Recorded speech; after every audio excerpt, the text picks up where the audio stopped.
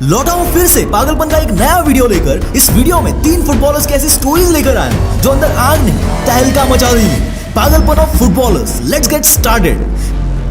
तीसरी story Sadio माने की है, दूसरी क्रिस्टियानो रोनाल्डो और पहली जो रोंगटे खड़े कर देगी वो स्टोरी है इमैनुअल एडेबायोर की। वीडियो देखने के बाद इन लोगों के पागलपन के आगे तुम्हारे बहाने कितने छोटे हैं कमेंट्स में जरूर बताना। Let's start with story number 3, Sadio माने। ये बंदा जब अपने फर्स्ट फुटबॉल ट्रायल के लिए मैदान में उतरा तो उसके फटे जूते देखकर सब लोगों ने इसका मजाक उड़ाया था और आगे इसी फटे जूते वाले बंदे ने फुटबॉल में अपनी छाप छोड़कर उन मजाक उड़ाने वाले लोगों के मुंह पर अपने अनबिलीवेबल सक्सेस का तमाचा मार दिया। वो कहते हैं ना, किसी का हुलिया देखकर उसकी औकात का अंदाजा नहीं लगाने का, क्योंकि ऐसा आदमी बहुत खतरनाक होता है। अपने गांव में हॉस्पिटल ना होने की वजह से इस बंदे ने अपने पिता को खोया था और उसी आग को दिल में रख के इस बंदे ने उसी गांव में 6 हॉस्पिटल खड़े कर दिए। इस बंदे के बचपन का एक किस्सा बहुत फेमस है। जब ये बंदा 12 साल का था तब इस बंदे ने 150 किलोमीटर, जी हाँ लिटरली 150 किलोमीटर पैदल चलकर अपना फर्स्ट फुटबॉल ट्रायल दिया था, क्योंकि बस या टैक्सी से जाने के लिए इस बंदे के जेब में पैसे ही नहीं थे, पर अंदर एक जुनून और पागलपन था जिसने उसे 150 किलोमीटर पैदल जाने पर मजबूर कर दिया।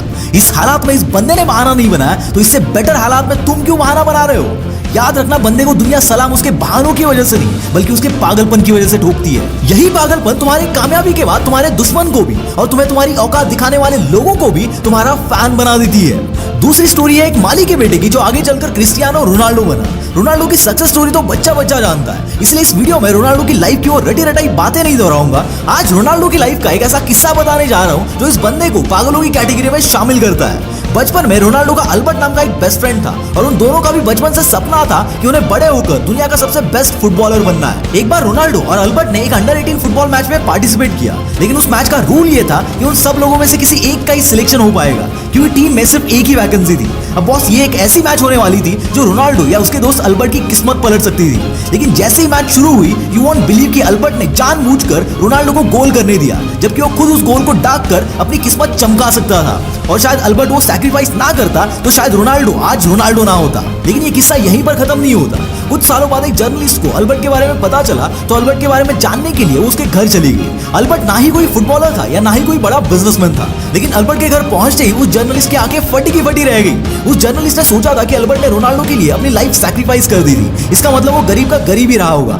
लेकिन अल्बर्ट का लाखों डॉलर्स का लग्जरियस विला और उस विला के पार्किंग में खड़ी एक से बढ़कर एक लग्जरियस कार्स को देखकर वो जर्नलिस्ट चौंक गई। और जब उसने अल्बर्ट से इसके बारे में पूछा तो अल्बर्ट ने जवाब में बस एक नाम लिया, रोनाल्डो। जी हाँ, उसके पास जो कुछ भी था वो सब कुछ रोनाल्डो ने उसे प्रोवाइड किया था। जो अपने दोस्तों की भी जिंदगी बदलने की हैसियत और नियत रखता हो उसे पागल नहीं तो और क्या कहेंगे। साला ऐसा पागलपन लाओ, ऐसी हैसियत बनाओ कि दोस्तों के बीच तुम खुदा बन जाओ। Number 1, the most inspiring story जहां खुदा ने भी अपने हाथ टेक दिए, इमैनुअल एडेबायोर। बहुत कम लोग इस बंदे के बारे में जानते होंगे, लेकिन ये एक ऐसा बंदा है जिसकी जिद और पागलपन के आगे खुद साइंस और भगवान को भी हार माननी पड़ी थी।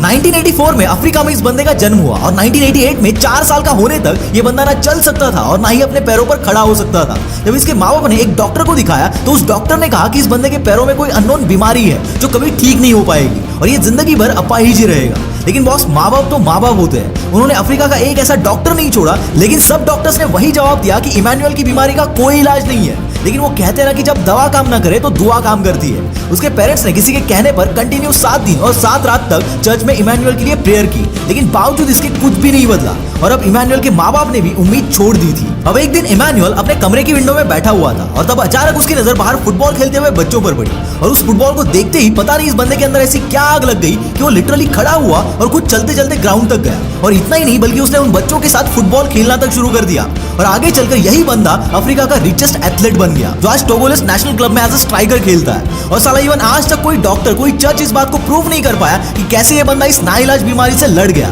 भले साइंस के पास इसका कोई जवाब ना हो, लेकिन मैं कहता हूं कि इस बंदे का फुटबॉल के प्रति पागलपन था जो इस बंदे ने ऐसी खतरनाक बीमारी को हरा दिया। जो भी तुम चाहते हो उसके लिए जब पागलपन अंदर आता है ना तो मुश्किलें तुमसे दूर भागने लगती है। एंड ट्रस्ट मी, ये होता है।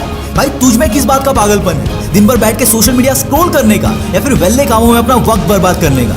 या तू भी इन्हीं में से एक है जो दुनिया को खुद के कदमों में झुकाने की हैसियत, ताकत और नियत तीनों रखता है? जब इन हालातों में ये कर सकते हैं तो तू क्यों नहीं? पूछना खुद से। और आग की तरफ फैलाओ इस वीडियो को।